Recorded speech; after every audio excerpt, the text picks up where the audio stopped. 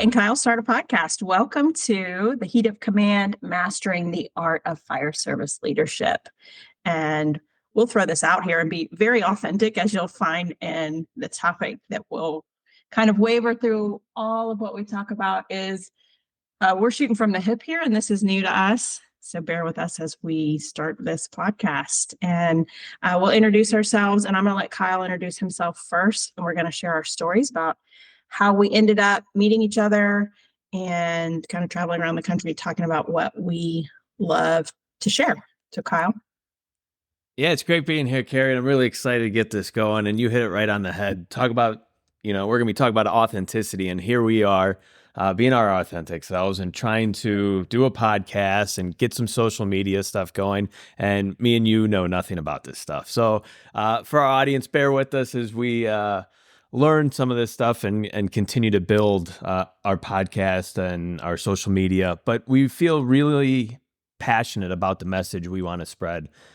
So instead of waiting around trying to figure out all these nooks and crannies of how to start our podcast, it was, let's just go for it. Let's just do it. Let's be ourselves. And hopefully you enjoy our message and you can share with us some of your insights as well on our social media as we get going and talk about introspection and authenticity. So my name's Kyle Matusik, and first and foremost, I'm a father and a husband. I raised two girls, 7 and 8 years old. This is actually our first year with them in school full time, so it's a little bit different for us and kind of that change in seasons of life, if you would, but an exciting time as well.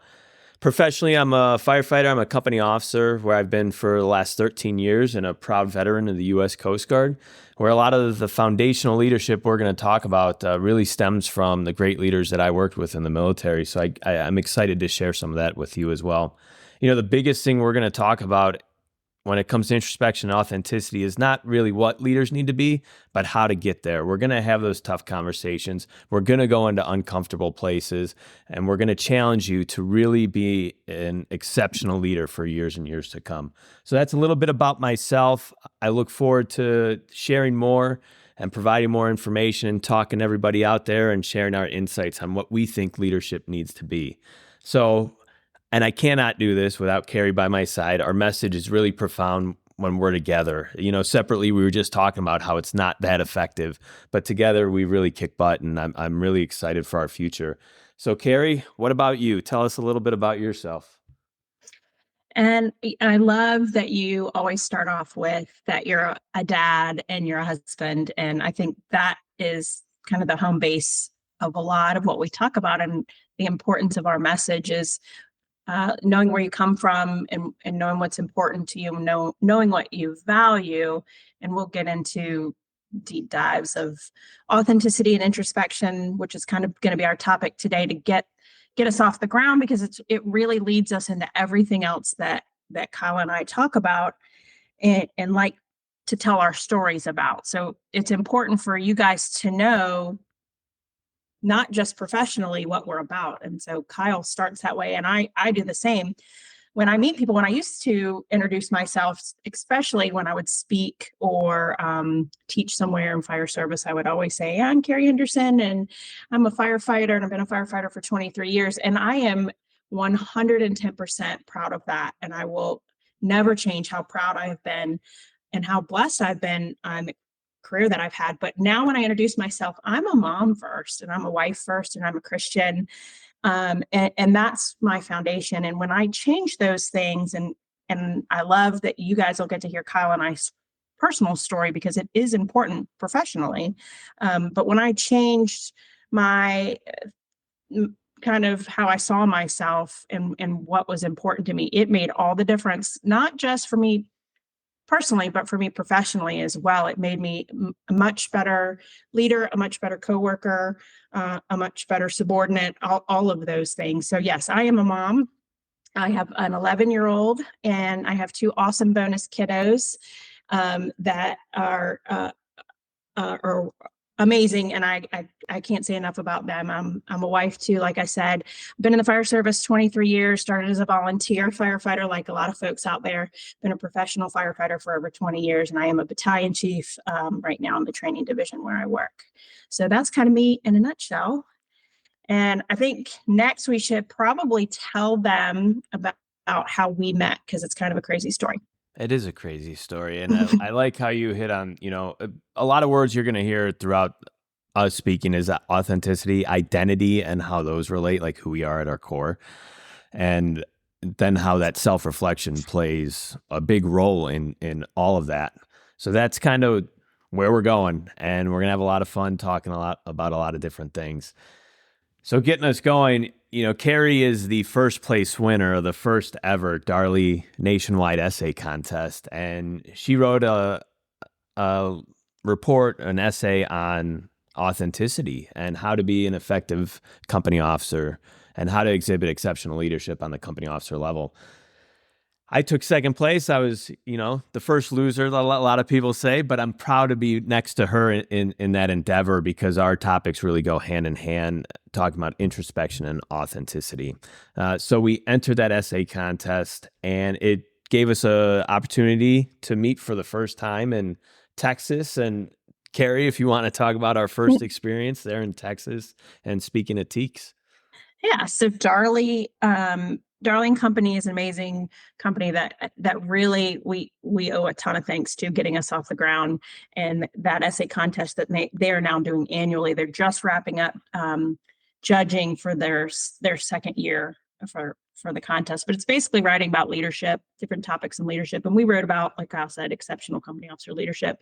First and second place winner.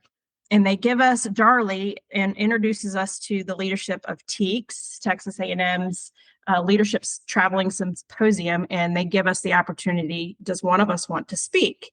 So Kyle and I bounce it back and forth. We have never met before in person. We meet for the first time over Zoom and hadn't read each other's articles at that point, decided to share each other's articles, and we're like, hey, wait a minute. And it's one of those aha moments where you read something and you're like, man, this is exactly what I've been trying to say. And Kyle and I just kind of say it in our own versions, and they meshed really, really well together. So we pitched the idea, could we speak together? And they bid on it. I think the TEACS folks were probably a little nervous because Kyle and I had never met, and we were going to co-teach, having never been even in the same state together. Kyle's from Illinois and I'm from Virginia. So we meet for the first time in person in Texas, and we present the very next day.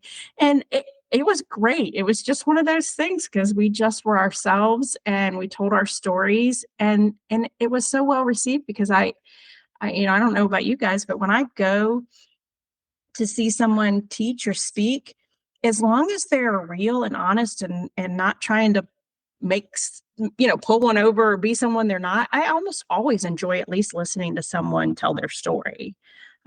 So it was a great experience. And since then we've been to several other states and other conferences and growing. Yeah, it's really interesting to travel and see what other organizations and states and the issues that they're facing, and talking to different audiences and age groups, and you get the feedback. And it's definitely been a fun journey. And that first, TEACS is always going to have a spot in our hearts on where we started, and I always look forward to, in 2 years from now, when we come back and listen to our first podcast, we're probably gonna be like, man, that was so terrible. But what's really exciting for us is being invited back to speak at these. And in 2024, Kerry and I will be back at TEACS, speaking there in January at their leadership symposium. And if you've never been there, it's a great place to listen to some great leaders really speak and talk about leadership and how to get there, and some challenging times. So that's pretty exciting where we started and where we're at now and where we're going. So where we're going is, that word authenticity and introspection and kind of how they relate. So Kerry, you talk so well about authenticity, and give us a little background on how you view that, how you got there, and really how that's enabled you to be an effective leader. Okay. That's it. You ask me that every time we speak, and every time I'm like, this is the hardest question on the planet, but it shouldn't be, because this is what I write about and this is what I love. Well, it's just you want to get it right, Yeah, and that's what it is. Like, we really want to get it right. And I love that it's difficult, because if it were simple, everybody would be out there just living their best lives and doing it. But it is more complicated than it sounds. So I alluded to it a little bit in my intro. when I talked about when you travel around in the fire service world and you sign up for classes, and there's all of those, entry level classes, maybe at state level or National Fire Academy or wherever you're going, and you think you're going to take this class or you're going to sign up for multiple classes, and there's going to be this formula that someone's going to give you, and they're going to say, step one, do this, step two, do this. And you're going to turn into this perfect leader because this person who you really like is a good leader and you can just follow their formula. Well, for me, my kind of story was I thought I'll take all these classes, and the more classes I took, I was kind of almost more confused, or more not confused, but not. I felt further away from where I wanted to be because I was not developing personally myself, or in that direction. And it wasn't until I took a class in Virginia. They offer, it's called the Virginia Fire Chiefs Association has a company officer week-long class. And I went there right after I got promoted to captain, and we did a lot of work on values. And so when I talk about authenticity, I always marry that with values. And so when you ask me about authenticity, I always say I can't define it. It's a feeling. It's a feeling of knowing yourself well enough and knowing how you react in certain situations, and and and knowing your values well enough that you can just be yourself. And it's not just the good parts of yourself. It's knowing what upsets you or what sets you off, and the stuff that you're not super proud of sometimes, and how you react in certain situations. And I'm not saying that it, embrace your badness and just don't do anything with it, but you're working on them. You're constantly working on things to make things better. But authenticity to me is it's always a feeling, and you can tell when you're being authentic with other people, and you can tell when you're being an authentic leader because it feels like you, and it feels good. I can always tell if I'm doing something that isn't quite in my authentic wheelhouse. And I know that sounds kind of cheesy, but like if I'm doing something that's not me and I'm trying to do it a different way, someone else's way, I'm like, I didn't feel right. That was not how I wanted to handle that. And I think if you look back at a lot of experiences you've had where you're not super proud of how you handled a situation professionally, it's a lot of that is probably goes back to you were inauthentic in the way you handled it. And if you know yourself well, and we'll talk later about setting values and how I did that, but that to me is being authentic, is a feeling. It's more of a feeling. So to kind of jump on that and continue down that road of authenticity. So real quick question, because I believe this to be true. Do you think all of us have essentially this God-given purpose? Like we're all different. We all have a strength. We all have weaknesses. And when we find out what that strength really is, what we're meant to do here, is that being our authentic self? Ooh, that's a tough. Kyle, you are coming at me with some tough stuff today. Yes, yeah, I do. I do believe that, and I think I've bounced around and tried a bunch of different things to find my fit, Yep. and I do believe God has set us on a path, and knows kind of what we'd be good at, and when we try to do something different, I think you can study and practice and train for whatever you're doing, and you can be decent. But yeah, I do believe that there is something out there that you're set to do. Yeah, and then it's almost like, once you learn that and start to realize like, hey, I got something that nobody else has, and if I bring this to the table, like it works and it feels good, and everything, all is right with the world, and everything makes sense.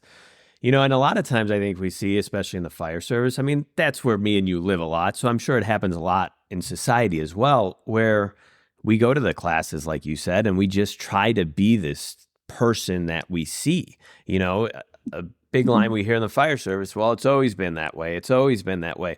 Well, it doesn't always have to be that way. And is that who you really are? As we evolve in the fire service, we're evolving as people, and bringing our authentic self, our true identity into the industry is very vital to that growth. and that constant evolving, or you just stay stuck and you're going nowhere fast.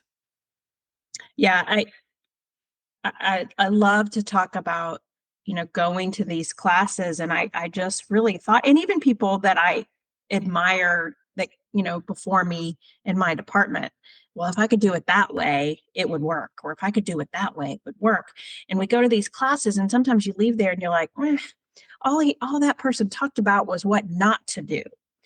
Don't be, or they'll that, you hear a lot of people say, don't be a bad leader, or don't criticize in public, or don't, but there wasn't a whole lot out there that I could find that was the soft skills of the fire service, because there's a lot of soft skill stuff out there, but it was never really, I don't know, it didn't feel just quite right to me, to the fire service. And the emotional, when I started looking at and reading about and learning and listening to podcasts about emotional intelligence, that to me is what honed in authenticity. To me, is it's not about listening to someone tell you how to do it. It's about doing work yourself. And you wrote a whole essay about doing the work yourself. And that work is different for everyone. The work you did is completely different than the work I did to change your life professionally and personally.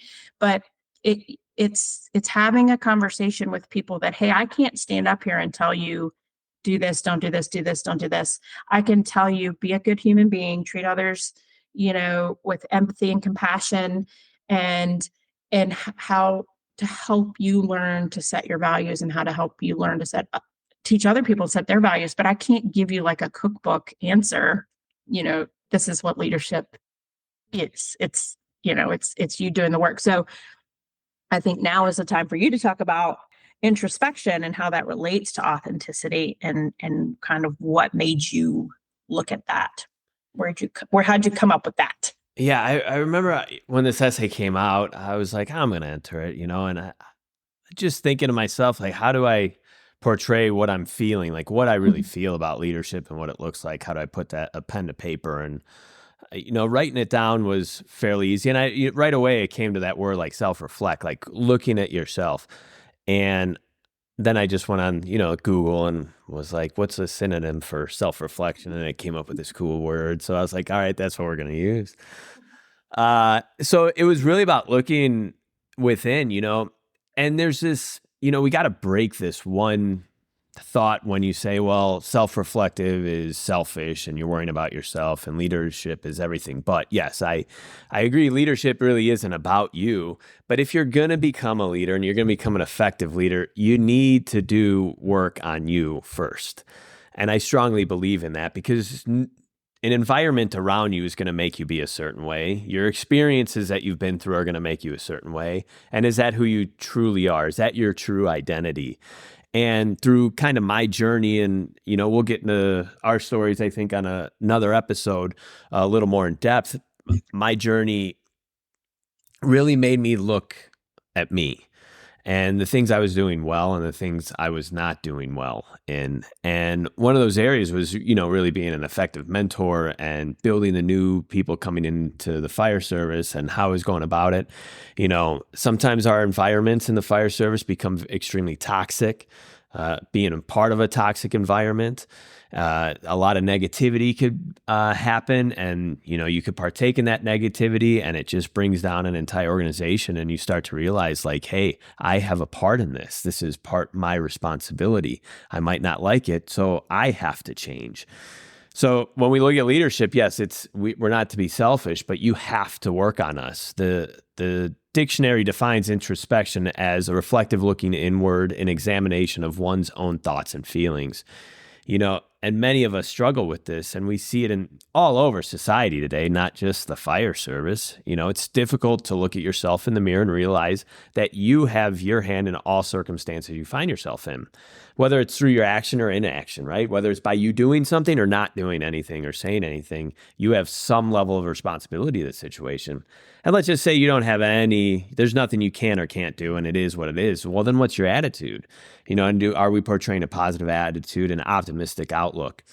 And when you start doing that and you approach everything with kind of looking in the mirror first, it changes everything. It changes your personal life, your personal relationship. It changes how you approach issues at work.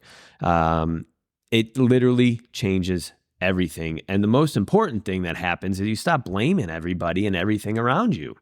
I mean, look at society today. It's everything is always somebody else's fault, and we've created so much division in society that trickles down into every industry out there, including the fire service. And it's just everybody wants to point fingers, but nobody wants to point them at themselves. Like, I'm good. No, I'm not the problem. I know people say this about me, but I don't think that about me, so I don't need to change. And it's like, no, we got to do the work, and we got to listen to what people are saying about us, and we got to take that to heart and do the homework on ourselves. And really, that's kind of a summary of introspection and reflecting inward to really be an effective leader for years and years to come, and passing these traits on to the leaders stepping into the industry today. Yeah, I agree with that so much. I want to like smack the table, but I know that listeners in podcast land cannot see me do that. But uh, the journey to authenticity is through introspection, and that's what the beauty of us meeting and having these conversations is. I didn't realize that's what I was trying to say in my essay about authenticity, is that it was introspection, and it was me doing the work to set my own values. Because as a kid, everybody's taught some sort of values. You might not be told, hey, these are your values, or these are, but you're lying and stealing and cheating and all those big ones. But when you sit down and do really hard work on you're learning what your values are, and where they come from, it changes your life. Because for me, I don't think I had ever really done that work until I was already a leader at that point. And it was messing me up because I didn't have a concrete foundation on what I stood for. I had some ideas of what other people stood for, and they were fine. But once I really did the work and figured out that some of mine were a little bit different, and that's why I would kind of fall to pieces, or I would come unhinged on people because they weren't meeting my values, but I wasn't expressing. I wasn't telling them that. I wasn't telling them up front, in my expectations spiel to them, like, this is why I expect so much in this area. And I'm sure we can do a whole podcast episode on how to set values and the different values and where they come from, and figuring out why you ended up with the values that you end up with, and how they change throughout your life, and what you can do with them to set expectations. Because once you do that work, man, you can really set some high expectations for the people that you work with, and for yourself as well. So. Yeah. And, the thing with the fire service, I think it's a very challenging environment to actually make these changes. We all know, year one probation, you do something, kind of stupid, and that lives with you your entire career. So people generate this idea about you, and that stays with you regardless of how much change you try and do or what road you try to go down. It's always that constant pullback into who you always used to be. So it's challenging in this environment, just the way we live our environment, the way the culture is, the way the culture has developed, and lack of evolving to where we are in society today, I believe. And it makes it a very challenging environment to take an introspective journey to become authentic in the fire service. And that's why we want to have these conversations and talk about this stuff, and grow that support system, because it is possible if you have the right people in your corner and you take on these challenges. But it's not easy. None of this stuff we're talking about is for the faint-hearted, right? This is really extremely challenging work. To be an effective leader, it's not, you don't get to wake up one day and be like, I'm a leader. I got promoted. I got a bugle. I got 2 bugles. I got 5. That does nothing. That doesn't necessarily mean you're a leader. It's, are you willing to do the work to make sure that you develop values that enable you to be an effective leader today and for years and years to come, and to provide that environment for others to do so, I think is really one of the most important parts to being an effective leader, is establishing that environment and, changing a culture and shifting a culture to where I think it needs to be. I agree. And it changes so much, not just professionally, but personally. And we've had this conversation before. When you do this kind of work, obviously it makes you a better employee, makes you a better supervisor, coworker, all of that great stuff. But it makes you a better spouse, makes you a Hmm. better parent, makes you just a better human being out. Because when you're at the grocery store and you're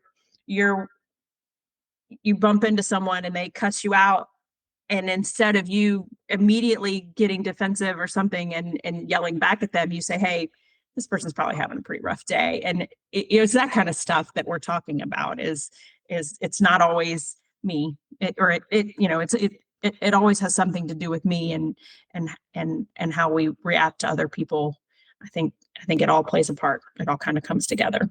Yeah, and that's a good segue to where we're going and talking about empathy and compassion. And you used the word soft earlier, and I can't wait to break some of those myths later on, because that's really a lot of fun Safe for me to space. do. Because this isn't safe. This is actually hard stuff, and it's who's willing to do the work. One of the quick stories on introspection. And I was posed a question just the other day about, if knowing what you know now, essentially, is there anything in the past that you wish you would have approached different? Like, what did you do wrong and what would you do today? And I always think of one person. His name is Zach. I give a shout out to him. But early on in my career, I was a mentor within our organization, and I mentored people, the new people coming in our organization. I was kind of a jerk, to put it nicely. I kept a lot of that military bearing, and I thought everybody needed to have, the motivation and dedication that I did. I needed to live, breathe everything, the fire service all the time. And if you didn't, I made sure that you knew. And every time you messed up, I made sure you knew. And, he was not a big fan of me, to say the least, for rightfully so, and I look back at that and I was like, man, I was a jerk and I approach these things so bad. Today, me and him are very close friends. Our families always hang out. Their daughter calls me Uncle Kyle. He didn't change. I did. I started to do the work, which wasn't easy. Thankfully, he allowed room for me to grow. And where we're at today is just, it's so funny what this work can do for you in your life. And like you've mentioned, personally, professionally, in every aspect. And it's really getting into the nitty gritty of talking about some real stuff and feelings, emotions, compassion, empathy, and how that actually can raise standards. So as we kind of close up, season 1, episode 1, our first ever podcast, it's actually happened. How cool is this? Can I Hopefully get a we do-over? hopefully we get at least one listener, but like I said, in 2 years, when we look back, it's just going to be like, the growth is awesome. And just the time that we have spent together and have gotten to know each other. And every time we go out and speak, it's just crazy to me how much it has evolved in such a short time. I go back to our first speech and when we were first getting together, and it's just amazing. Like, yeah, I think that, but like we were able to go so much deeper now. It's like speech 1, we kind of kept surface level, and then speech 2, we got a little deeper, and then a little deeper, and now it's like, yeah, this is going really good. So it's really cool to grow this with you. I do have to say. And before we finish this episode, I have to say, for me personally, this isn't just for me sharing the message. For me, it has been so much growth for me personally too. Is a lot of stuff that I think, like you said, I was on the surface with, but for me, it has made a difference. For me, sharing the message has actually taught me so much about myself too, and more, putting so much more work into it. Oh, absolutely. I look at, like, when you connect with someone that you just meet and you're like, what is it about them that I appreciate so much? And you're like, they're authentic, they're genuine. Like, I know what it is. Yep. It's exciting. It is really something very exciting to be a part of, and continually learn and grow, and hopefully change some lives out there, and provide a new, innovative stance and vision on what leadership should look like in 2023 and for years to come. So, Kerry, why don't you close us out and, like, give us a little teaser on where we're going? Oh goodness. Well, I think I've thrown out like four teasers already because I want to talk about setting values and what that can do for helping you set expectations with the people that you supervise, especially as a company officer. Man, that's huge to me.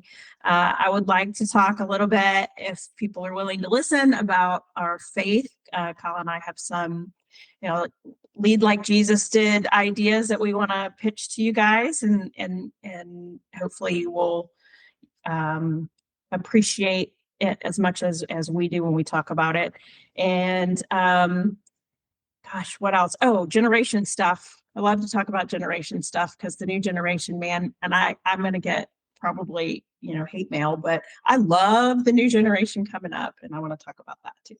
Yeah, we definitely have to love them, right? It is what it is. And us as leaders need to develop and lead in a way that we're able to maintain and raise our standards with every generation that's coming after us, Yeah. right? Like And I that. think we have so much to learn about this Yes. generation, learn from them. I'm sorry, learn from them. I just love them already. Yeah, yeah, we're about to jump on a soapbox, but so before Yeah, we do, yeah, yeah, yeah, yeah, yeah. tune in next time. Next week we'll have another episode. We are gonna go into our personal stories where we're gonna get a little deep on how we got to where we are in terms of introspection and authenticity. Talk a lot more about empathy and compassion and leading within the four walls of the firehouse, and get that real personal side of how we got there and where we're at today and how we continue to maintain that. So until next time.